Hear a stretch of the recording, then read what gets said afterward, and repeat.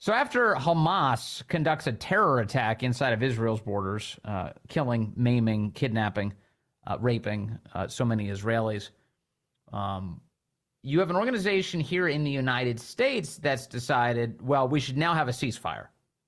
So now that Hamas is done doing that, no more fighting, please, between Hamas and Israel. It's a group called the Council on American Islamic Relations. And today they call themselves a Muslim advocacy group. They were supposed to be holding an event today called a Coalition of Interfaith Groups to appeal to President Biden for immediate action to stop the ongoing violence and threats against civilians in Palestine and Israel and pursue negotiations for a lasting peace in the Middle East. It's what the event was supposed to be. What actually happened? Well, hard to say. They literally stopped a reporter from getting in to tell us. That reporter's name is Jennie Taer. She's an investigative reporter for the Daily Caller News Foundation and joins us now. Jennie, good to have you with us. Thank you. Thank you for having me. I do have some audio, and I know that, this is just crazy what happened between you and one of the representatives here for this group. But tell us, give me a further sense of what you understood this event to be. What was it? Exactly. Like you said, it was an interfaith event speaking to the issue of the war in Israel right now. And it's very important to me as a reporter, especially as a Jewish reporter. I thought that going there would be a great way to maybe ask a question of a group that has some very questionable ties and has said very, hasn't come out fully against the attacks that happened Saturday and beyond that. And I thought it was a great opportunity to do that. I RSVP'd as instructed. I showed up. In front of me was another reporter. When we walked in, they asked us what outlets we were with, and I told them I was with the Daily Caller, and they told me that I could not be there, that I was not part of a legitimate news outlet.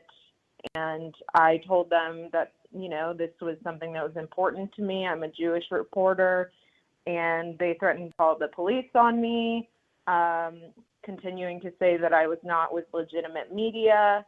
And then I left the building because I was clearly not wanted there.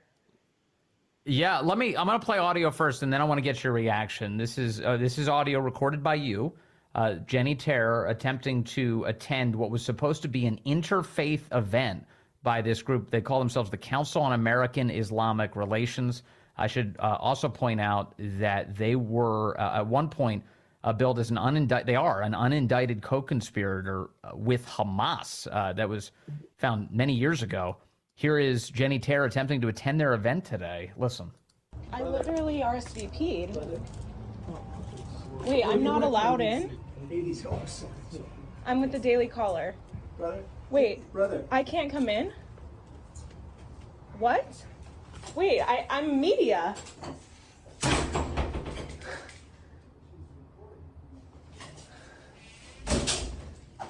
I'm a Jewish reporter. You won't let me in to cover this?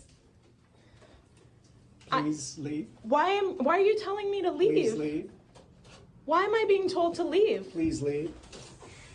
So you're not going to let media cover this? Please why is the Daily Caller not allowed here? leave. I RSVP'd. It's only for legitimate media. I am legitimate media. Can you please leave or I'll call the police? Okay, then let me ask my question to you here. Can you please Is leave? Hamas a terrorist organization? You can call the police on me. Fine. Is Hamas a terrorist organization? They close the door and lock it. They block Jennie Taer from getting in. And let me just say, just so people understand, and also just to disclose my obvious relationship with the Daily Caller here, in addition, I am a longtime Daily Caller editor for the for-profit Daily Caller. Jennie works for a distinct organization, a nonprofit called the Daily Caller News Foundation, but it's a sister organization. And the reality here is, in terms of the Daily Caller broadly, the broad umbrella of the Daily Caller and all of its coverage, is we've always been eminently fair to CAIR, and we've covered them accurately. Over all of the many years. I've been with the Daily Caller for 13 years. Very accurately. We literally quote them. We've reached out to them on various news stories. And additionally, in terms of, I don't even have to go through this, but I could go through every reason why the Daily Caller would be considered a preeminently legitimate news organization with all the credibility in the world, including being a part of the White House press pool, the in-town poll rotation, having received the Edward R. Murrow Awards for our extensive coverage. I mean, there is endless stuff that I can rely on to make that case. But here they are blocking you, Jennie, as a Daily Caller News Foundation reporter, saying you're not allowed in, you're not associated with legitimate media. Did they ever substantiate that claim? Did they ever offer any evidence to suggest that there was something illegitimate about your coverage? Their response was just that we don't, support Palestinians and that we're, biased towards that issue. I mean, honestly, this whole situation struck a nerve with me. I think so many Jewish people in the U.S. right now are very fearful, and you can hear in the video that I somewhat broke down because this is very personal to me. I have family in Israel, and before I was in that situation, I was actually talking to my aunt who was telling me how she just can't talk and she can't do anything right now because in Israel they're so scared. Nothing ever like this has happened. Today is a day of, uprising against the entire world by Hamas and its associates in the West and everywhere else, and that creates a sense of fear for all of us. I don't feel safe. I have been spending most of my nights this week talking to my friends on the phone, consoling people, because this is an attack on all of us, and to not have the opportunity to cover something like this, it's very difficult for me. So he threatened the person who blockaded you from attending this press conference today. He threatened to call the police on you for going to an event to which you had actually RSVP'd in the first place. You were on the list to go. What happened after he locked you out of those doors and that footage stopped rolling?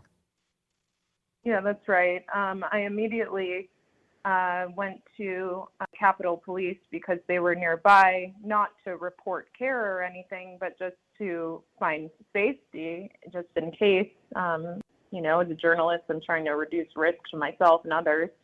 I went to them and completely broke down while I waited for a car, and they consoled me, and I really am so grateful to them. They told me that, they've been hearing about a lot of anti-Semitic attacks in the area, and they wanted to just know that I was okay.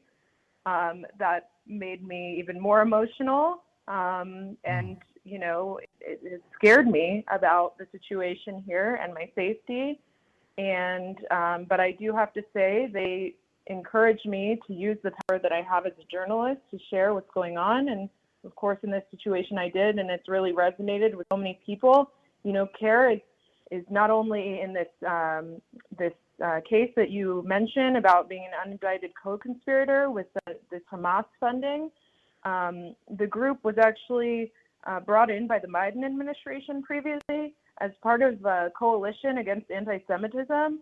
I just can't even fathom that that's even possible right now. And especially when you have an interfaith event, you sent me an email advertising it, telling me to RSVP, and, this is what happened. They invited you. You showed up, and then they decided to rescind it upon finding out that you were a Jewish reporter from the Daily Caller. It is unbelievable, and yet it's happening here in the United States of America. And you're right. We talked to Chuck Ross earlier this week. Biden did tap this organization, CAIR, they call themselves, to fight anti-Semitism, but they have spent this week essentially defending Hamas's attack on Israel. The closest thing they've come to condemning Hamas, they're finally towards the end of the week now saying they don't condone violence by Hamas, but it took them long enough, and it was only after all of this scrutiny from people like Chuck Ross and others, Jennie, that calling them out for failing to condemn the obvious. Exactly. That's exactly. We have to really fight to get this out there, to get, the reality out there, and to get these people to show who they really are. And the fact that you can't question, is Hamas a terrorist organization? That's really alarming. This is someone that is aligned not only with the White House, but members of Congress. We know that's a place that also festers anti-Semitism. This is something that is an attack on all of us. What happened with Hamas going into Israel, slaughtering babies and children and pregnant women and kidnapping and taking young girls as sex slaves. I mean, this is something we should all take very seriously, and we should take as an attack on our values as well. Well, yeah, especially when you have American organizations and college student groups cheering on the attack by Hamas, and Black Lives Matter organizations doing the same thing. And you're looking around going, this is here in my country, right here in the United States of America. If CAIR wanted to try and bring the temperature down, if they wanted to actually, provoke some peace and some understanding, they would welcome reporters of all faiths into that room, but they didn't today. They blockaded you. Jennie, thank you for sharing this story with us and that audio. I really appreciate your time and your reporting as always.